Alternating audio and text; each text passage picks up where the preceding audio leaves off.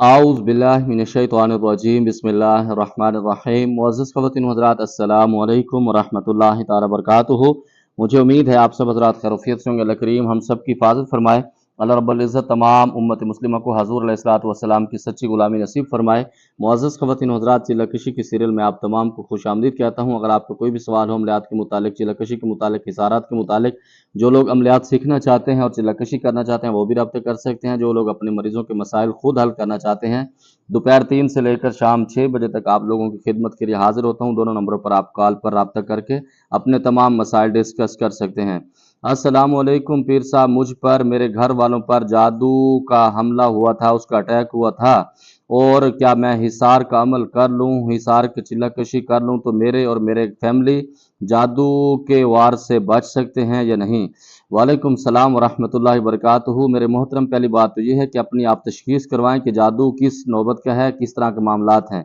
अगर तो जादू सख्त है तो सबसे पहले आप जादू का इलाज करवाएं, उसके बाद आप अमलियात के अंदर हैं या उसका हिसार का अमल करें।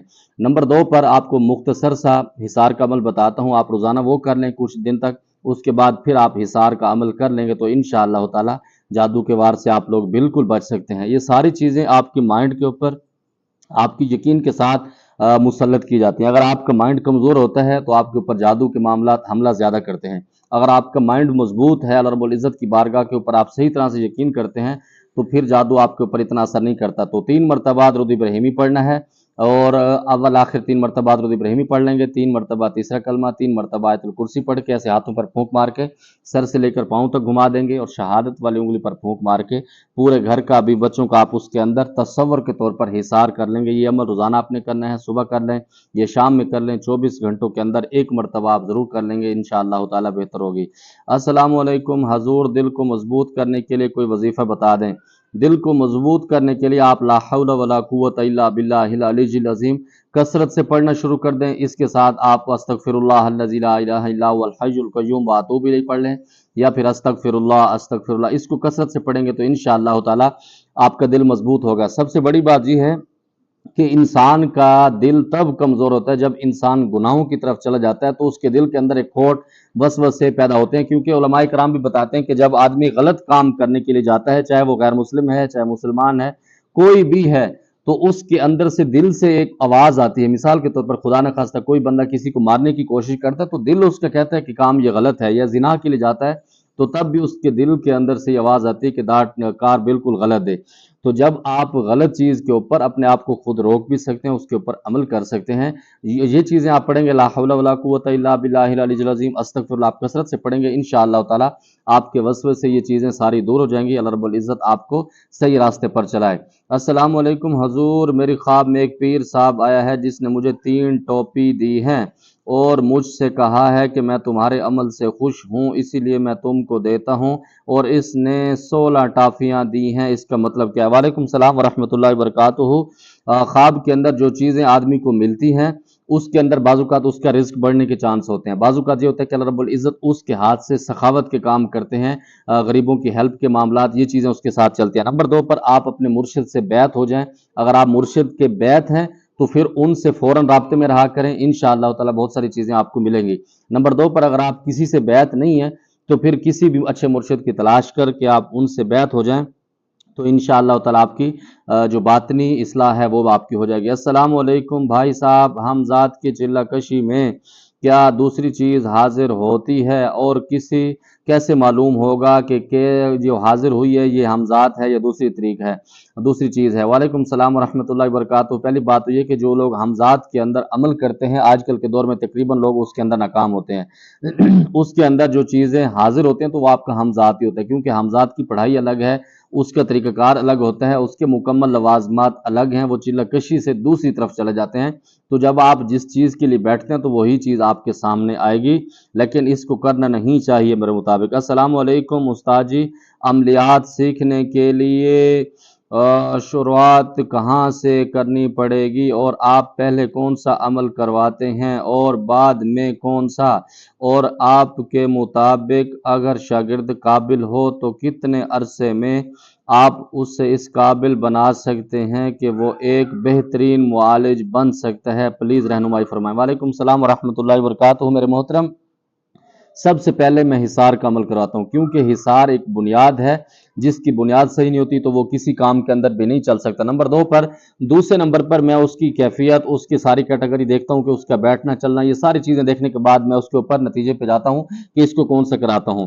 اور دوسرے نمبر پر میرا 7 دن والا اور 41 دن والا جو پہلا پیکیج ہے، یہ کوئی بھی بندہ کر لے تو میں الحمدللہ اللہ رب العزت کی بارگاہ سے ڈر کے کہتا ہوں کہ وہ دنیا کے اندر کسی بھی کونے میں کہیں سے بھی بیٹھ کے کسی بھی مریض کا علاج کر سکتا ہے، چاہے وہ کینسر کا مریض ہو، جادو کا مریض ہو، جنات کا مریض ہو، کسی بھی طرح کا مریض ہو، تو وہ پاکستان کے اندر ہے، کسی بھی کنٹری میں کہیں سے بھی بیٹھ کے 7 سمندر پار بھی وہ علاج کر سکتا ہے، اور 7 دن 41 دن کے اندر آپ اچھے معالج بن سکتے ہیں۔ اور یہ وہ عمل ہیں جو میں نے 16 سال کے عرصے کے بعد آپ لوگوں کو بتاتا ہوں، صحیح اس کے اندر جو محنت ہے اور جو اس کا آخری رزلٹ ہے وہ میں آپ کو شروع میں سکھا دیتا ہوں، کیونکہ لوگ اس کے اندر الجھا دیتے ہیں۔ اور مزے کی بات یہ ہے کہ اس کے اندر آپ لوگوں کا کوئی نقصان نہیں ہوتا، آپ رجت کے اندر نہیں جا سکتے، رجت آپ کے قریب نہیں آ سکتے، جنات آپ کے اوپر بہت دور دور رہتے ہیں، آپ کو تنگ نہیں کرتے، لیکن آپ مریضوں کا علاج بآسانی سے کر سکتے ہیں۔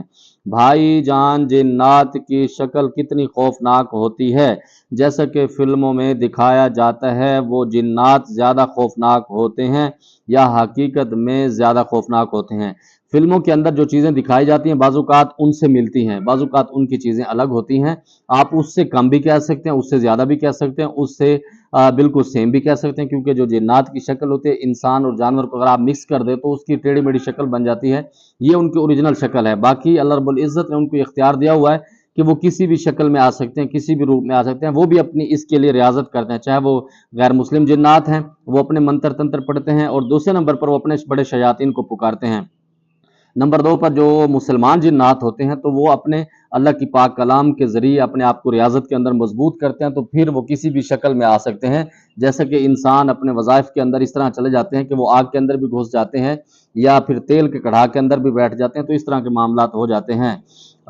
بھائی جناب، جنات کا چلہ کشی کھلا ڈالتے ہیں، جنات چلہ کشی میں خلل ڈالتے ہیں، تو اس کا مطلب یہ ہے کہ وہ اپنے آپ کو تابع یا کسی کا غلام نہیں بنانا چاہتے۔ تو جب اس کے متعلق جنات اپنے آپ کو غلام نہیں بنانا چاہتے تو آپ لوگ اللہ کی مخلوق کے ساتھ زیادتی کیوں کرتے ہیں؟ پیغمبر سلیمان علیہ السلام کے جنات ان کی موت دیکھ کر فوراً بھاگ گیا تھا، ان کا نہیں سوچا تھا کہ فوراً آزاد ہو رہا ہے یا نہیں؟ میرے محترم، پہلی بات تو یہ کہ جنات کو تابع کرنے کے لیے ہم نہیں کہتے، اس کے لیے ہم منع کرتے ہیں۔ نمبر 2 پر بالکل آپ کی بات صحیح ہے کہ جنات آزاد ہونے کے لیے ہیں، اللہ رب العزت نے ان کو آزاد رکھا ہے۔ کچھ چیزیں ایسی ہوتے ہیں کہ علاج کے لیے آپ ان کو سیکھ سکتے ہیں۔ دوسرے نمبر پر جو آپ نے حضرت سلیمان علیہ السلام کا واقعہ بتایا وہ غلط ہے، وہ اس طریقے سے نہیں ہے۔ حضرت سلیمان علیہ السلام جب مسجد تعمیر فرما رہے تھے تو وہ ایک عصا لے کر ٹیک لگا کے بیٹھے، تو کئی سال تک بیٹھ رہے اور جنات خوف کی وجہ سے کام کرتے رہے۔ تو اچانک جب ہم اس کو کہتے ہیں سیوی یا اس کو دیمک کہتے ہیں، جب ان کی لاٹھی کو لگی تو وہ نیچے اس کی لاٹھی گئی، تو وہ پھر ان کو پتہ لگا کہ جنات ہیں، جنات کو پتہ لگا کہ ان کی وفات ہو چکی ہے، یا اللہ رب العزت کی بارگاہ کے اندر چلے گئے ہیں، تو اس وجہ سے پھر جنات چلے گئے ہیں۔ اور حقیقت میں جو اللہ رب العزت کے فیصلے ہوتے ہیں وہ بہترین ہوتے ہیں۔